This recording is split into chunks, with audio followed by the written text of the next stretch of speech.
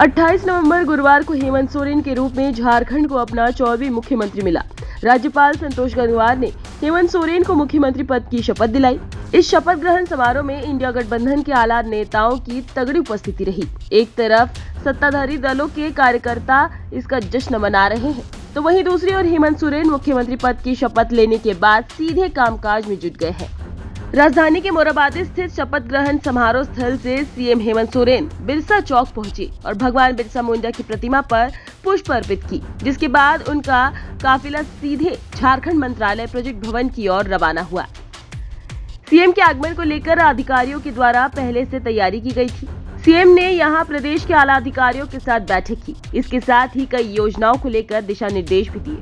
बता दें, सीएम ने जानकारी देते हुए कहा कि 9 से 12 दिसंबर तक झारखंड विधानसभा का सत्र आहूत होगा, जिसमें सभी नवनिर्वाचित सदस्यों को शपथ ग्रहण के लिए स्टीफन मरांडी को प्रोटेम स्पीकर बनाया गया है।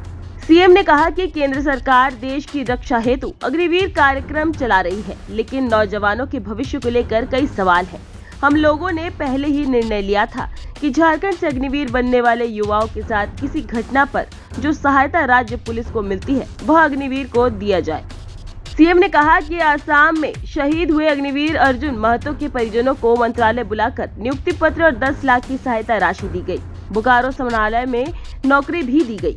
हमारी कोशिश थी कि अविलंब शहीद अग्निवीर के परिजनों को सहायता दी जाए। सरकार बनने के बाद अपना संकल्प पूरा किया जाए। इसके अलावा सीएम ने मैया सम्मान योजना का जिक्र करते हुए कहा कि इस योजना की राशि का भुगतान हर महीने होगा।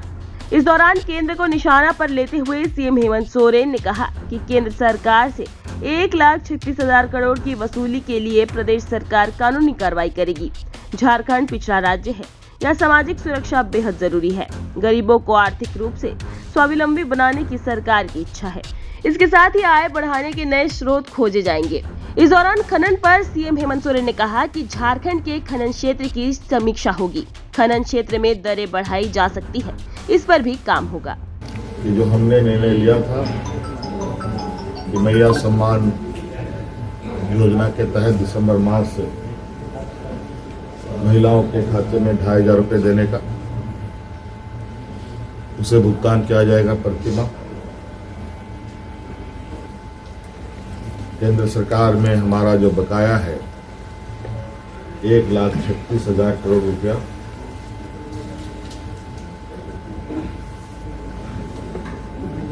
जो केंद्र सरकारी उपक्रमों पर है, उसकी वसूली के लिए कानूनी कार्रवाई प्रारंभ की जाएगी।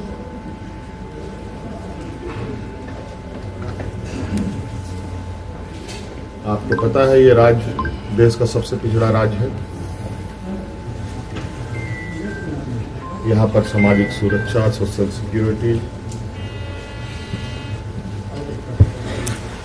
अत्यंत महत्वपूर्ण और आवश्यक है। इसके तहत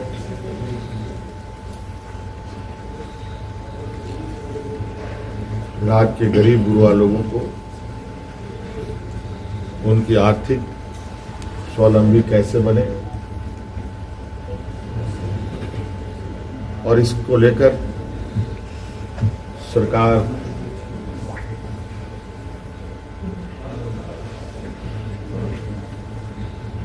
को अपनी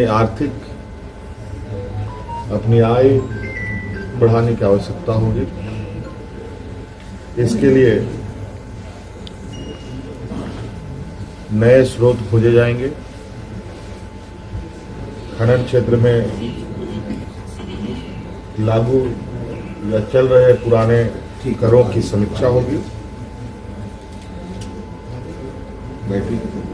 और उसमें वृद्धि एवं न्यायिक मामलों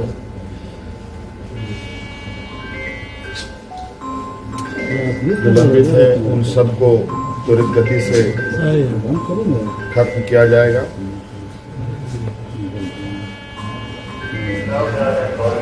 खनन क्षेत्र में कितने अधिक करें बढ़ाई जा सकती है, इस पर सरकार आगे बढ़ेगी। आप सबको मालूम है कि हम लोगों ने उत्पाद सिपाही में भर्ती की प्रक्रिया पूरी कर ली है, लेकिन इस प्रक्रिया के तहत बड़े पैमाने पर नौजवानों की जाने गई हैं, जो बहुत ही दुखद घटना के रूप में हमारे सामने आया है।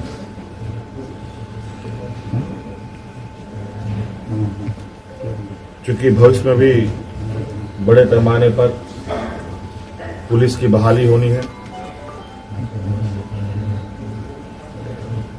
इसलिए अविलंब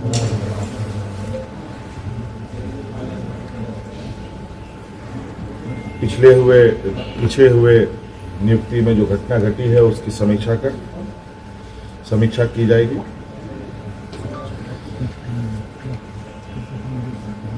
राज्य में सभी रिक्त पदों पर नियुक्ति के लिए जेपीएससी और जेएसएससी तथा अन्य प्राधिकार